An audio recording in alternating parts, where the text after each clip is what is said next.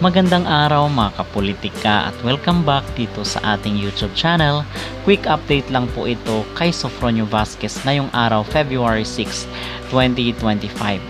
At atin rin pong pag-uusapan itong kanyang mga post dito sa mundo ng social media. At the same time yung kanyang maging concert dito sa Amerika at dito sa Beverly Hills. Pero bago ang lahat ay huwag kalimutang mag-like at mag-subscribe na rin kayo para updated kayo sa ating mga latest issue. At andito pa rin po sa estado ng California itong si Sofronio Vasquez na mamalagi.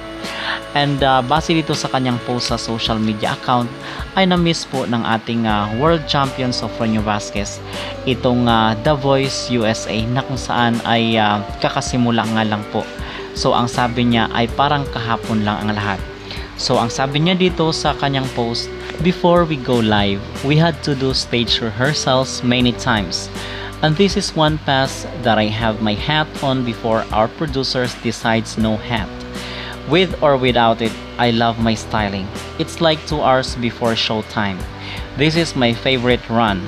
Favorite song because this is the most intricate song I did on the NBC The Voice.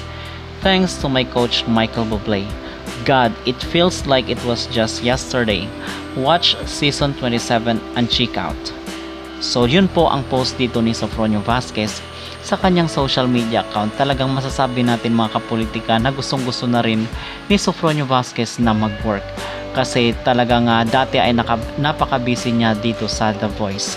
So nami-miss niya rin po siguro mag-perform dito sa The Voice. And iwan ko lang bakit wala pang exposure itong si Sofronio dito sa The Voice Season 27. At least man lang ay sana makapag-perform siya dito bilang pag-acknowledge sa kanya na siya ang naging winner doon sa Season 26 na kung saan is malaki naman ang kinita ng kumpanya sa kanya dahil sa napakaraming boto na pumasok para dito kay Sofronio Vasquez. Milyon-milyon na boto ang pumasok sa kanya. So I wonder bakit wala pa ring balita dito kay Sofronio para i-promote siya dito sa The Voice USA.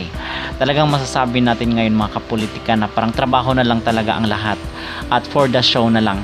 But we can expect more sa mga sunod na araw. Ito lang yung ating sentimiento at the moment. So aside from this, dito sa kanyang mga maging concert sa mga estado ng Amerika ay meron na pong mga sponsors na pumasok dito sa kanyang concert. So magandang balita po ito.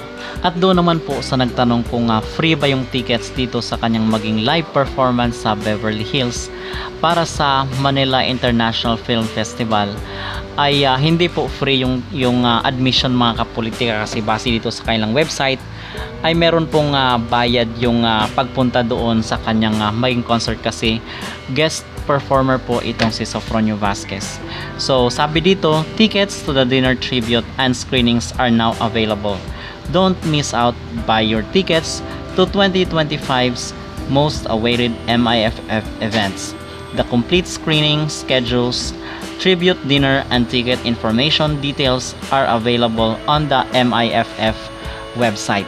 So yun po, ito pong maging live performance ito ni Sofronio Vasquez ay para po doon sa mga first responder sa naganap na California wildfire. So meron po siyang performance this month dito sa sikat na Beverly Hills. And then nag-post rin po itong si Sofronio Vasquez dito sa kanyang YouTube account doon sa kanyang mga naging performance sa Cebu, doon sa Waterfront Hotel at dito sa kanyang motorcade. Okay, so mga kapolitika, yun po ang ating update today dito kay Sofronio Vasquez. Wala pa po tayong mga ganap or ano ba yung mga upcoming project niya aside dito sa mga pa-concert or dito sa mga recording. So yung concert lang po ang meron tayong mga balita at mga nasagap na information, but dito sa recording is wala pa po. Siguro on the way pa lang or binubuo pa yung kanta. So ano ang mga magiging update niyan sa mga susunod na araw ay babalita pa rin po natin dito sa ating YouTube channel. Okay?